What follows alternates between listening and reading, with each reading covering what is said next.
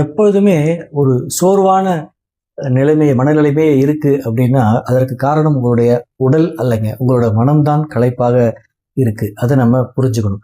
பல நேரங்களில் உங்களை சோர்வடைய வைக்கிறதுக்கு உண்டான காரணம் அது வேலை அல்ல, அதிக யோசனை, கவலை, எதிர்மறை எண்ணங்கள், இந்த விஷயங்கள் தான் உங்களை அதிகமாக சோர்வடைய வைக்கிறதுங்க. மனம் ஓய்வு எடுக்கலைன்னா உங்களுக்கு சோர்வு கண்டிப்பாக போகாதுங்க.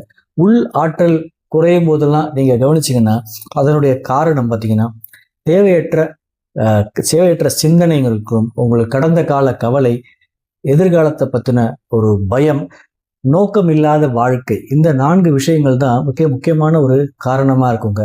இதை நம்ம போக்குறதுக்கு, இதுலேருந்து நீங்கள் வெளியே வர்றதுக்கு நமக்கு ஒரு ஆன்மீக பயிற்சி, அதில் மிக முக்கியமாக சின்னதாக ஒரு 3 விஷயங்கள் நம்ம செய்யும்போது இதுலேருந்து நம்ம ரெக்கவர் ஆகி வந்துடலாங்க.